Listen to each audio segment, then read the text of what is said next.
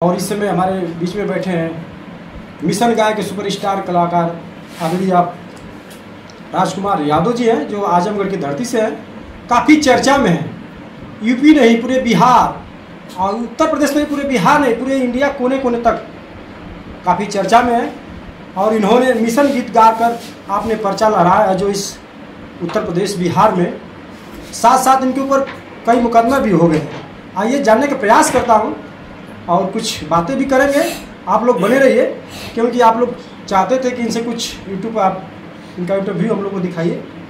और गुरु जी हमारे चैनल में आपका बहुत बहुत स्वागत है। सादर जय भीम, नमो। क्या कहेंगे आप, मिशन ऐसे ऐसे गीत भी गाते थे कि कई मुकदमे आपके ऊपर हो गए हैं, क्या सच्चाई है?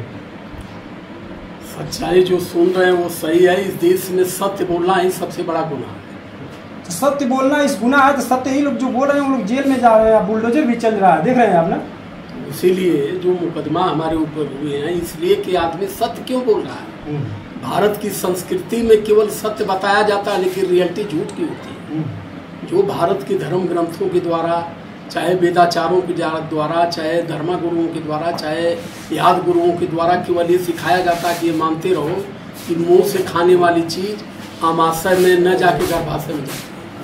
यही बड़े बड़े धर्म गुरुओं की ये भाषा है।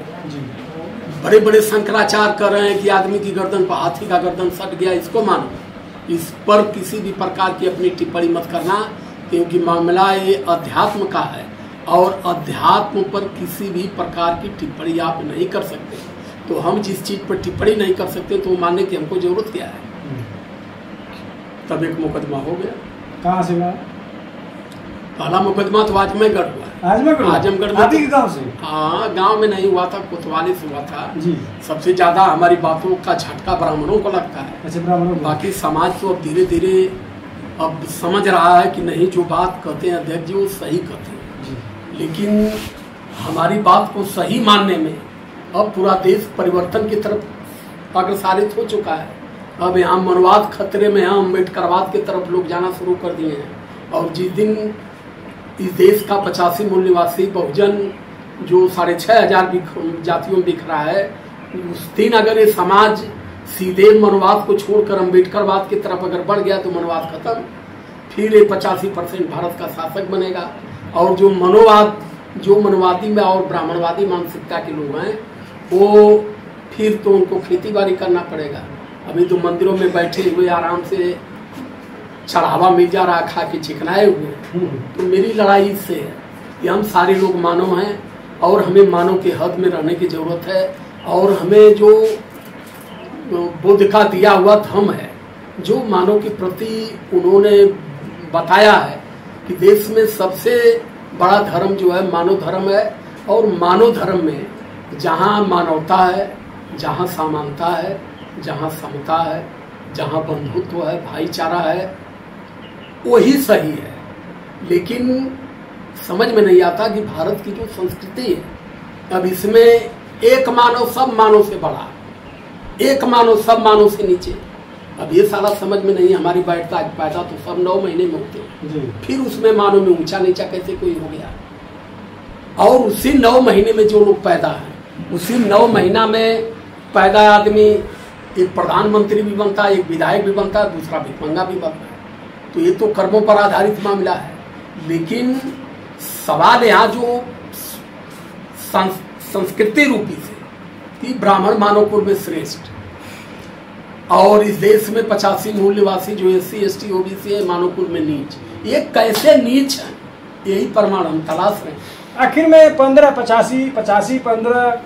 कब तक चलेगा और इसमें कब तक सुधार होगा? देखिए, इनमें सबसे बड़ी बात ये तो बहुत पहले मानव कांसीराम साहब के बाद आप लोग बैठ ना, अंधेरा हो, आप लोग बैठ चलो ना, बोलो जीता बच्चे भागत ना। चलो मान्यवर कांसीराम साहब के बाद जी ये 15 और 85 का मामला बहुत पहले खत्म हो गया। लेकिन कहीं ना कहीं जो हमारे लोग थे, खड़े तो होते हैं विचारधारा के साथ, लेकिन फिर व्यक्तिगत स्वार्थ में ये तुरंत विचारधारा समझौता कर लेते। कांसीराम साहब कहा करते थे कि 100 किलो दूध में 2 रुपए का नींबू निचोड़ देंगे तो पूरा दूध चौपट हो जाएगा, वो खाने लायक नहीं रहता। कांसीराम साहब का जो संदेश था इस देश में 85 मूल निवासी बहुजनों के लिए कि पिछड़ों का कितना ही बड़ा संगठन, अगर एक ब्राह्मण हिल गया तो दीमक की तरह चाट करके पूरे संगठन को समाप्त कर देगा। और यहाँ बिना ब्राह्मणों का कोई संगठन नहीं पा रहा है। हमारे ही वोट से, हमारे ही बीच में, हमारे ही वोट से जीतते हैं, हमारे संगठन से जीतते हैं, फिर हमारे संगठन के साथ एक गद्दारी शुरू कर देते हैं। और यहाँ कहीं ना कहीं हमारे नेता उनके आडंबर में फंस जाते हैं। बाबा साहब अम्बेडकर से लेकर के तथागत बुद्ध से लेकर के ज्योतिबाराव फूले से, जैसे संत कबीर हुए, संत रैदास हुए, जितने भी संत गुरु महापुरुष जी सारे लोगों ने देवी देवताओं के खिलाफ काम किया। लेकिन हमारे बहुजन के नेता जीतते तो बहुजन के सिंबल से, जीतते तो बहुजन के वोटों से, लेकिन बिना मैहर देवी, बिना विंध्याचल जाए, बिना पंडित के दान दिए, बिना कथा कराए उनका मन में नहीं। आखिर में मोमेंट देखिए, मोमेंट को कमजोर होने का कारण है जिस विचारधारा से बहुजन समाज को साहब ने खड़ा किया था, बीच में आकर के बहुजन समाज में कन्वर्ट हुआ। जो लड़ाई 15 और 85 के नाम से हम लोगों ने लड़ा था और फिर हम 15 को ही अपना भाई बना के अपने कंधे पर बैठा करके उनको मजबूत किया, और आज फिर वही सांपों की तरह हमें काट रहे हैं। हमारे संविधान का विरोध, हमारे आरक्षण का विरोध, हमारे हक हकूक का विरोध, सब वही कर रहे हैं।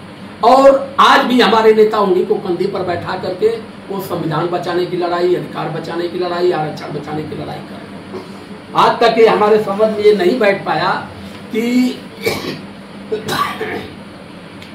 जो लोग,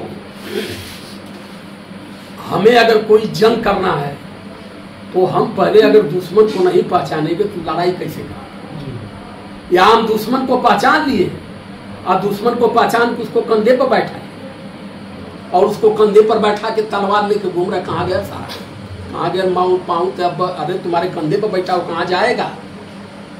यहाँ जान कर देखिए, यहाँ जनता को भ्रमित किया जाता है।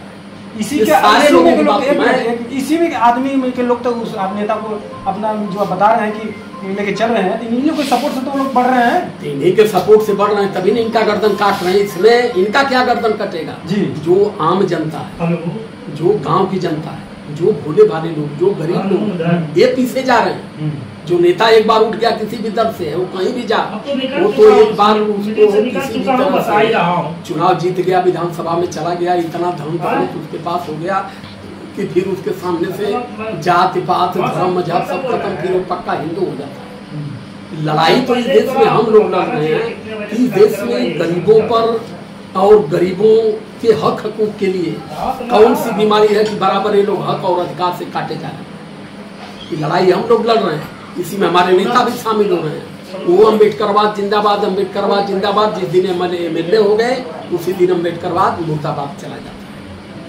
आप लोग इतना मेहनत करके जगाते हैं, आप लोग इतना कलाकार के माध्यम से आप लोग जगाते हैं, अगर उतना मेहनत अगर नेता लोग जगाते तो यही बात मैं कहने जा रहा था जी कि आज जितना मैं गालियाँ सुन रहा हूँ, जितना मैं अपमान झेल रहा हूँ, इस देश के ये सारे नेता इस चीज़ को जानते हैं कि वोट की राइट बाबा साहब अम्बेडकर है। बाबा साहब अम्बेडकर ने भारत का कॉन्स्टिट्यूशन दे करके इसमें जो सदन में चपरासी बनने का अधिकार जिसको नहीं था, उसको बाबा साहब अम्बेडकर ने विधानसभा में विधायक बना करके बैठाया अपने कर्मों के बल।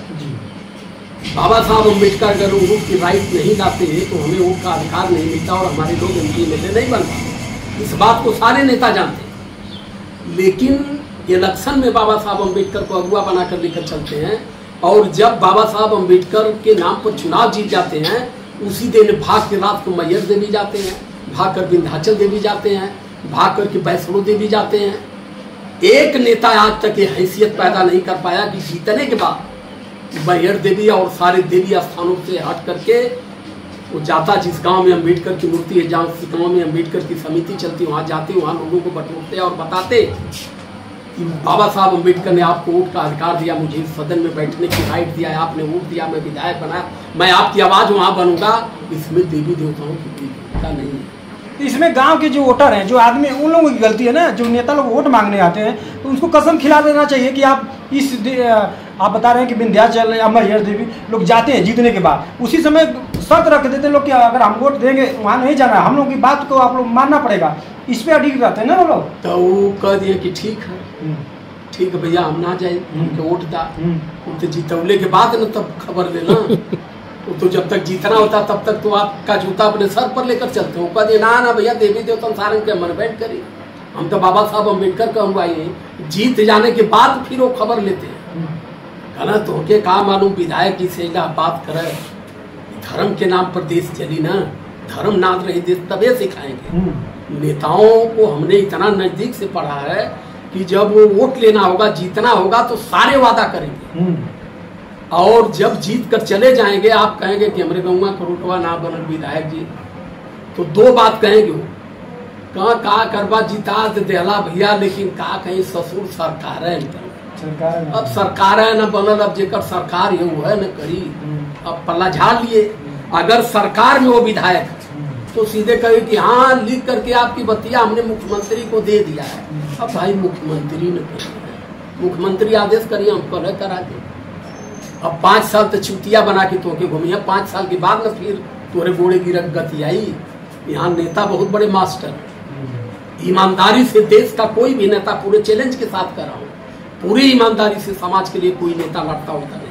ये बात सही बोल रहे हैं कि अगर सत्ता में अगर कोई रहेगा, नेता चाहे विधायक रहेगा, कहेंगे कि वहाँ के विधायक विपक्ष वाले हैं, विपक्ष वाले से बात करेंगे तो कहेंगे कि हमारी सरकार ही नहीं है। ये बात राइट बोल रहे हैं। अभी जो आप बता रहे हैं कि आप लोग धर्म पे जो आवाज़ उठाते हैं, जैसे वैष्णो देवी हो गया, मैहर धाम हो गया, तो इसमें क्या आप लोग क्या करना चाहेंगे?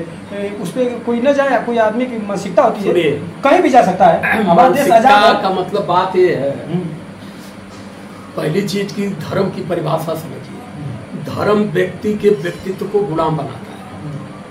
जो आप कहें कि उनकी मानसिकता क्यों होती है, क्योंकि पहले वो धर्म में फंसा है और धर्म में वो देवी देवता फंसाए गए।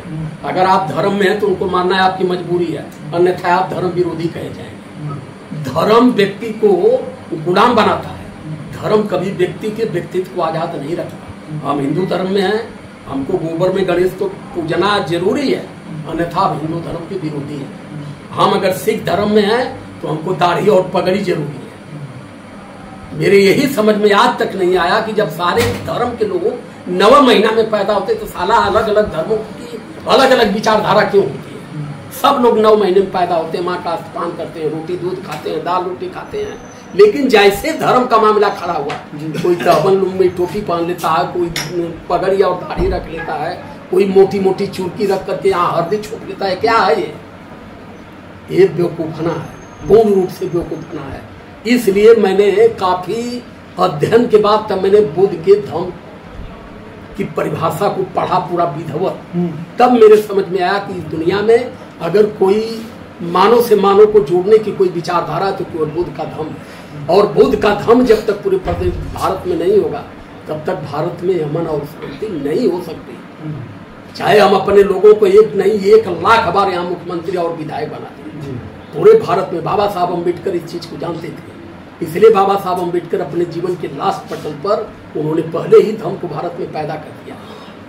बाबा साहब जानते थे कि ये मनवादियों का भारत है, कभी ये सब संविधान को हटा देंगे, जिस दिन संविधान हट गया फिर मेरे लोग किसी तरफ के नहीं रह जाएंगे।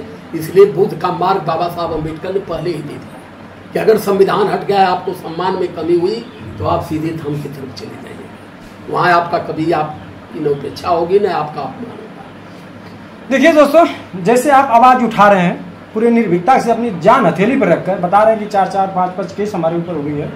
अगर ऐसे आप जैसे अगर इंसान हर जिला में, उत्तर प्रदेश बिहार में अगर जागरूक होंगे, अगर जगाने वाले होंगे, लगता है कि कुछ जरूर आपके जो मार्गदर्शक होंगे गांव के लोग, चाहे पूरे हिंदुस्तान के लोग, तो उस पर पालन करेंगे। आप केवल आजमगढ़ में अकेले इकलौता कलाकार हैं, कैसे आपकी बातों को पालन करेंगे? कैसे पालन का करिए भैया? जवन तनी मनी जानत हो तो विरोध कर रहे हैं, पूरा टोटल विरोध, खूब डट के विरोध करते। जितना तो नाच चाहिए नहीं, अपने मिशन वाले भी विरोध कर रहे हैं। मिशन वाले भी कुछ तो ये कह रहे हैं कि बतावा ये हीरो के बाबा साहब अम्बेडकर के इतनी बड़ी बात करते। इसमें बीमारी की जड़ हम क्या बताएं? बीमारी की जड़ सबसे बड़ी जातियां। हर आदमी अपने अपने जात को सजाने में लगा है। कोई भी व्यक्ति अपने आप को मानव नहीं बन रहा है, इंसान नहीं बन रहा है, जात बन रहा है। हम फले जात के, हम फलाना जात के। अभी हम देख रहे हैं कि राजभर बेचारे फंस गए हैं सुहलदेव के चक्कर में जी। राजभर कर रहे हैं सुहलदेव हमारे नेता थे, उधर से पासी लाठी लेकर रहे हैं कि राजभर सुहलदेव तो पासी रहे, अब वो बेचारे एमएल लड़े। अरे सुहलदेव चाहे पासी रहे, चाहे सुहलदेव राजभर रहे, सुहलदेव आदमी रहना, समाज खातिर देश खातिर काम कैले हैं, ये केहू के समझ में ना आवे। इसी पर डॉक्टर अरविंद राजभर बोल दिए कि वो गलती से मंच पर बोल दिए थे मुख्यमंत्री जी की वो पासी नहीं थे, और इसी पर लेके काफी बवाल मचाए हैं कि हम लोग पासी नहीं है, सुहलदेव वंश के वंशज हैं। देखा सुहलदेव हो चाहे हो प्रकाश हो दुनिया हो, सभी लोगों को हम कह रहे हैं कि इंसान बनो, मानव बनो, मानव की जो तहजीब होती है उसको पढ़ो। यहाँ ब्राह्मणों ने तो जात में बांट करके हम लोगों को बर्बाद किया, तुम लोग आज संगठन में बांट के बर्बाद कर रहे हो। उन लोगों ने हजारों जातियां में बांटा हम लोगों को, तुम लोग तो सैकड़ों पार्टियां बना करके बांट के बर्बाद कर रहे हो। किधर हम लोग जाए? हम इसलिए कर रहे हैं कि सारे लोग इंसान बने, सबको रोटी कपड़ा मकान चाहिए, सबको शिक्षा सम्मान चाहिए। जब सबको एक चीज चाहिए तो अलग अलग संगठन बना करके क्यों लड़ रहे हो भाई? इसका मतलब कि ये सारे नेता केवल अपनी बड़ी मलाई की चक्कर, हम बेवकूफ बना के आगे निकल जाएंगे, बड़की मलाई हम ले लेंगे। इनको समाज से इनका कोई लेना देना नहीं है। समाज से लेना देना था मानवर कांसीराम साहब, समाज से लेना देना था बाबा साहब अम्बेडकर का। इतने बड़े विद्वान थे, सब कुछ उन्होंने फेंक दिया कूड़ेदान में, सारी डिग्री को, सारे सम्मान को, बाल बच्चों को। इसके लिए ज्योतिबा फूले लड़े, घर द्वार परिवार को उन्होंने छोड़ दिया समाज की शिक्षा के लिए। आई इनकी हैसियत है कि ये लोग एक कदम इन महापुरुषों की तरफ चल पाएंगे? कभी नहीं चल पाएंगे। ये केवल इस चक्कर में है कि कब हम एमएलए बने, एमएलए से कब मंत्री बने, मंत्री से कब मुख्यमंत्री बने, हम कितना देश को और समाज को लूट ले। इनकी सोचे हैं समाज के हित के नाम पर, समाज की अनहित करने वाले सारे नेता। इसलिए मैं कभी किसी नेताओं पर, मेरा रिकॉर्ड है आज से मैं बता दूं, मेरा रिकॉर्ड है 4 साल 5 साल हो गया, मैं कभी किसी नेता, किसी विधायक, किसी एमएलए कि मैं न आगे गया न कभी उससे मैंने दुआ सलाम करने गया। मिल गए, हो गई राम रारी, लेकिन मैंने कभी, बहुत सारे हमारे यहाँ 10 एमएलए हैं आजमगढ़ में, मैं आज तक कोई ऐसा व्यक्ति नहीं जो जानता नहीं। कहीं बैठ जाता हूँ, सारे लोग नाम लेके भाई फेस जानते हैं, लेकिन मैं देखता हूँ कि वहाँ बैठे हूँ तो मैं दूसरे मार्ग से निकल जाता हूँ, क्योंकि मैं जानता हूँ कि समाज को हमारी बर्बाद करने वाले यही लोग। तो काफी आप चर्चा में भी हैं, और आगे की अगर कुछ लोग कह रहे हैं कि आप इसे जो जगा रहे हैं, क्या अभी चुनाव लड़ना चाहते हैं क्या? नहीं, अरे चुनाव लड़ने से बढ़िया भैया कटोरा लेके ससुर भीख मांग ली। चुनाव लड़के का कही, चुनाव लड़ने का मतलब कि जनता के साथ धोखा करना। ईमानदारी से हम अगर लड़ेंगे तो जनता को ये सब जुटने नहीं देंगे, और हम अब जनता को लूटने के लिए जब लड़ेंगे तो हमको रुपया खर्च करना पड़ेगा, फिर जनता को हम लूटेंगे नहीं तो हम फिर अपना भंडा कैसे भरेंगे? लोग बता रहे थे कि 2027 में मूड बना रहे हैं अध्यक्ष जी। अरे बात कहने दीजिए, और इनको आजमगढ़ से कहने दीजिए। हमारे सामने ऑफर भी आया, हमने कहा किसी मजबूत आदमी को आप लोग चुनाव लड़ाइए, हमको चुनाव नहीं लड़ना, ना हमको MP MLA बनना है। हम जिस स्थिति में हैं, हम समाज की सेवा करेंगे। हम जब तक हैं समाज के लिए चलते रहेंगे, समाज को जोड़ते रहेंगे। संत गुरु महापुरुषों का जो त्याग बलिदान समाज के प्रति रहा, हम समाज को उसके बारे में बता करके ही वहीं से हम अपने जीवन का अंत चाहते हैं। हमको MP MLA बनने की जरूरत नहीं, ये फर्जी सम्मान है, फर्जी सम्मान, हम इस पर भरोसा नहीं। अच्छा अध्यक्ष जी, ये बताइए कि आप ठीक है अपना संगठन लेकर चलिए, घर घर चलिए, मगर कुछ लोग बताते हैं कि देवी देवताओं को 8-7 बोलते हैं, ऐसा क्यों अध्यक्ष जी? आप कभी के मंच के द्वारा ऐसा क्यों बोलते हैं? ठीक है अपना जगाइए, कुछ भी जगाइए, मगर किसी को ठेस पहुंचा कर आप जगा के क्या भाई? अब केहू के ठेस पहुंचे थे तो हम के तो ठेस पहुंचल, हमारे बापू दादा के ठेस पहुंचल, क्यों पूछल तोरे बाप दादा के ठेस काहे पहुंचल? बाप दादा ना जाना तो ना ठेस पहुंचो, हम जान गए भैया हम तो ठेस ना खाई। अब जेके ठेस पहुंचत है अपन ठेस बचाओ। हम कहते हम तो गोबर ना पूजब, अब ऊपर केहू के ठेस पहुंचे तो पर हम कौन जिम्मेदार? मत पूछिए, बात सही है। हाँ। मगर कभी कभी टिप्पणी में बोलते हैं उल्टा सुल्टा गाली उली देते हैं लोग, ऐसा ऐसा बोलते दुर्गा जी के हो गया, ऐसा ऐसा मत बोले। ठीक है आपकी बात मान रहा हूँ, मत गोबर यार, तो हम पहले ही बताए हैं कि सही बोलना ही यहाँ गुनाह। अब बताइए दुर्गा जी को आदमी नहीं बनाते, इसी बात पे जो बहराइच में मुकदमा हमारा हुआ इसी बात हमने कहा था कि दुर्गा जी बांस और फट्टे पर बनाई जाती हैं, आदमी के द्वारा बनाई जाती हैं, फिर यही आदमी ले जाकर के रुपया चढ़ा के नारियल चुनरी चढ़ा के पूछता है, इसी बात पर मुकदमा हो गया। वहाँ सीओ हमसे कहे कि आप कहें कि दुर्गा जी फट्टे पर बनी है। हम कहीं आप ही बताइए कहाँ बैठी है, किस पर बैठी है दुर्गा जी? फट्टे पर नहीं बनती है, बांस पर नहीं बनती है, तो कहाँ जहाज पर बनती है, तरकुल पर बनती है? आप ही बताइए। कलाकार कोई भी व्यक्ति जो अगर दुर्गा माता बांस फट्टे पर बनाई गई है तो हम क्या कहेंगे दुर्गा माता पेड़ पर बनाई गई है, तब गलत नहीं होगा। जब बांस पर बनाई गई तो कहाँ बताएंगे? कहे नहीं, आपके कहने का लहजा अलग था, हमके तो लहजा अब लहजा गलत हो तो अब ऊपर हम कौन जिम्मेदार? आप दो अर्थी भाषा बोल दिए होंगे। दो अर्थी भाषा नहीं, हमने सिर्फ ये कहा कि आदमी ही बनाता है, वो भी बांस फट्टा पर बनाता है। अभी पीछे का बांस काट दिया जाता है जी धड़ाम से। माटी की मूर्ति कोई भी कलाकार बनाएगा तो फट्टा तो लगाएगा, तो फट्टा ही लगाएगा। तो फट्टा लगाया तो ये बताइए कि वो मिट्टी की मूर्ति न बोल रही है, न डोल रही है, न चाल रही है, न कुछ कह रही है, उसके बाद ओरिजिनल रुपया, ओरिजिनल नारियल, ओरिजिनल लड्डू वहां चढ़ाने की क्या जरूरत है?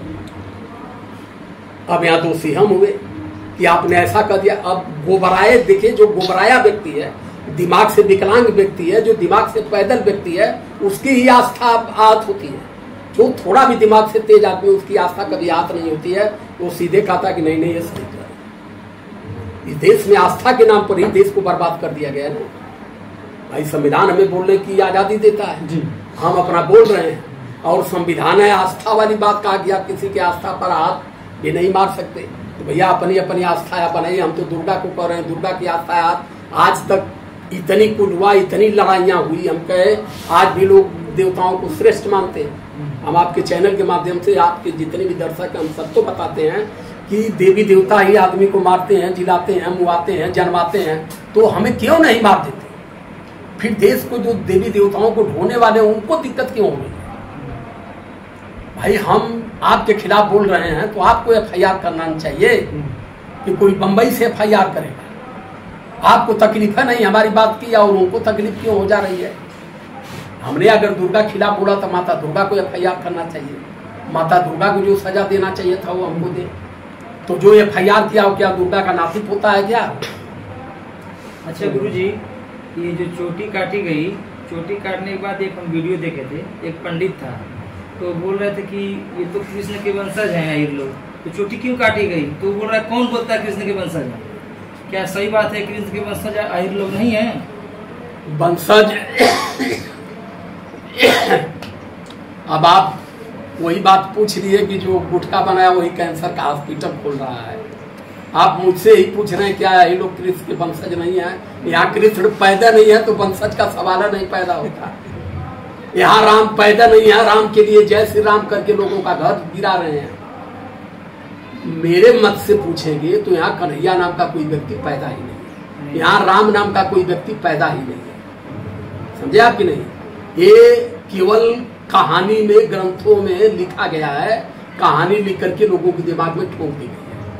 इसका सापेक्ष सीधी बात मैं आपसे कहूँ कि पूरी दुनिया में कोई साइंटिस्ट अगर सिद्ध कर दे, सिर्फ मुंह से खाने वाली चीज अमाशय में जाती है कि गर्भाशय में जाती है, जिस दिन इसको सिद्ध कर देगा उसी दिन जान जाऊंगा कि नहीं राम पैदा थे। नहीं सिद्ध कर पाएगा इसका मतलब राम पैदा ही नहीं थे। सीधी सीधी बात है, पूरा देश इस पर बहस कर सकता है। मैंने यहाँ के भारत के चारों शंकराचार्यों से इस बात को पूछा था। मैंने लेटर लिख करके पूछा, वीडियो बना करके पूछा, 4 लाख लोगों ने देखा। मैंने पूछा कि इस चीज को बताइए, नहीं तो शंकराचार्यों की कुर्सी छोड़िए। इस पर मैंने बहुत चैलेंज के साथ और ये भी कहा था, क्या आदमी की गर्दन पर हाथी का गर्दन लग सकता है अन्यथा नहीं लग सकता। आज के 12,000 साल पहले पाषाण काल में जाएंगे आदमी नंगा घूमता था। इनके हिसाब से 8 लाख 10 लाख पहले लोग पैदा थे। 8 लाख 10 लाख पहले विज्ञान कितना आगे था कि आदमी गर्दन पर सारा हाथी का गर्दन लग जाता था। झूठ के भैया कौन सीन ना हो। यहाँ अगर यादव कन्हैया का वंशज होता तो जहाँ एक कन्हैया ठोकने गए थे नंद जी भी यादव थे, वो किसके वंशज थे? ये लड़बकों के लिए बनाए गए, हम जैसे चालाकों के लिए नहीं। हम लोगों ने पूरे तर्क पर इनकी सारी व्यवस्था को हम जान रहे हैं कि ये क्या है, इसलिए मुकदमा हमारे ऊपर कर। आप सब मानिए आपको बाह यादव बाह यादव बाह यादव जी बाह यादव जी कहिए, अगर आप एक बात को छोड़ दिए तो आपके खिलाफ सब हो जाएंगे। हमने तो पूरे देश में एक बड़ी डुबकी पिटवा दिया इसकी। आज पूरा देश इस पर तर्क पर लगा है, कुछ विरोध में है, विरोध से ज़्यादा लोग उसको देखने। आज 7 लाख 8 लाख जितने चैनल हमारे हैं, 5-6 चैनल हमारे हैं, बाकी अन्य में कुल 12-13 चैनल चलते हैं। डेली 7 लाख 8 लाख लोग हमको सुनने वाले हैं। तो जिस आदमी को 8 लाख डेली सुनने वाले लोग हैं, क्या उसमें 1 लाख लोगों का दिमाग तर्क की तरफ नहीं जाता होगा? अगर 1 लाख लोगों का दिमाग तर्क की तरफ जाता होगा तो महीने के 30 लाख लोग सुनते हैं। आज मनवाद की जड़ जो है हिलने लगी है। इसके पहले कोई धर्मगुरु, आज के 2 साल पहले धर्मगुरु शंकराचार्य वीर के बाहर नहीं निकलते थे, सब थे यहाँ। लेकिन 3 साल से, जब से कोरोना खत्म हुआ है, 2022 से 23, 24, 25 से 3-4 साल है। 3-4 सालों में जब मुझे फुल समय मिली है, मैंने इसमें इतना समय दिया। डेली 3-4 डेली स्टूडियो की वीडियो छोड़ता हूँ। आदमी डेली लोग सुनते ही हैं। तो जो सुनते लोग हैं, तो सुनने के बाद में आदमी घूमता है। अभी देवरिया से एक फोन आया मेरे यहाँ, ये काशीदास महाराज का पूजा था, वहाँ आदमों की पंचायत बैठ गई कि नहीं, काशीदास की पूजा नहीं किया जाएगा। कहे क्यों? कहे ये झूठ है। फिर सारी पंच ने हमारे यहाँ फोन लगाया। लोग कहे हमसे कि सर ये बताइए कि हम लोग तो काशीदास नहीं पूजेंगे। आज हर साल यहाँ जेवनार बनता था, इस बार हम लोग कहें कि अब हम यादव गुलाम नहीं हैं, हम लोग नहीं पूजेंगे। तो बताइए सर, तो मैं जी कहा कि नहीं पूजा रुकी ना। वो कहना कि आप बताइए कि गर्म दूध से आप कैसे नहाते? हम कहीं ये केमिकल की गति, कहना जो आगे आती है, हम कहीं वो भी केमिकल से आती है। कहना कि हमारे यहाँ एक आदमी हाथ से ही पूरी निकालता था, हम कहीं हम भी निकालते, वो भी केमिकल। हम कहीं ऐसे ऐसे केमिकल है कि पूरे केमिकल को आप शरीर पर कूद के भरे आग में आप खड़े हो जाइए। हम कहीं जो पवारी जो पंथी आग मंगा लेता है, गर्म दूध से नहाता है, सब कुछ करता है, फिर वो पैसा क्यों कमाता है? पैसा लेकर के क्यों जाता करा दे? कह दे बंसती माई से गिरिया के 2-4 लाख रुपया दे दे, ये नहीं कर पाता है। ये सब पैसा कमाने के लिए अपना अपना एक और कुछ नहीं मनाया। लोगों ने सब बंद कर दिया कि अब हमारे गांव में न करा चलेगा। वो यादवों का बहुत बड़ा गांव है बैताल। हाँ, न वहाँ दूध चढ़े। वो लोग कहे कि न अब आज के बाद हम लोग काशीदास की पूजा कराएंगे, न जीवनाथ करेंगे, कुछ नहीं। तो कहीं ना कहीं कुरुक्षेत्र में इस बार 1200-1300 घरों गाँवों में बिहार में लोगों ने संबक नहीं जलाया, होलियाँ नहीं मनाया। रात को 1 बजे तक हम डिबेट करते रहे, मोबाइल पर लाइन पर लोगों को समझाते रहे। तो इस तरीके से कोई काम करके समाज में परिवर्तन ही बहुत मेहनत का काम है। आदमी अपने एक परिवार को नहीं बदल पाता है। आज पूरे देश में केवल बातों से लोगों में परिवर्तन लाना ये बहुत बड़ी रिस्क है। और कोनो क्वेश्चन क्योंकि ये तो खत्म करते हैं। गुरु जी बहुत हुई, चलते चलते क्या कहेंगे गुरु जी, बताइए। बहुत बहुत धन्यवाद मैं आप लोगों को देता हूँ। सादर जय भीम, नमो बुद्धाय करता हूँ। और चलते चलते बस एक बात कहता हूँ कि सबके साथ खड़े रहिए। क्या सत्य है, क्या असत्य है, क्या हमें मानना चाहिए, क्या नहीं मानना चाहिए। हमारी बुद्ध संस्कृति रही, ब्राह्मणों के द्वारा इसे 3000 साल पहले खत्म करके तब यहाँ पाखंड और मनवाद की उत्पत्ति कराई गई। मनवाद से दूर हट करके अम्बेडकरवाद की लाइन पर चलिए, बुद्ध को मानिए, जानिए, आपका सदैव कल्याण होगा। जय भीम, नमो बुद्धाय। देख रहे थे दोस्तों, ये थे अध्यक्ष जी हमारे गुरु जी राजकुमार यादव जी, जो आजमगढ़ की धरती से। और मिलते हैं अपने नेक्स्ट वीडियो में। इनका सुझाव कैसा लगा, और ये जगा रहे हैं, पूरे मिशन के सुपरस्टार कलाकार हैं। और यूपी बिहार जहाँ तक हमारी भोजपुरी भाषा बोली जाती है, और इनकी बातों में कितना सच्चाई है, कुछ लोग मानते हैं, कुछ लोग नहीं मानते हैं। जो भी अपनी राय है कमेंट में जरूर बताइए।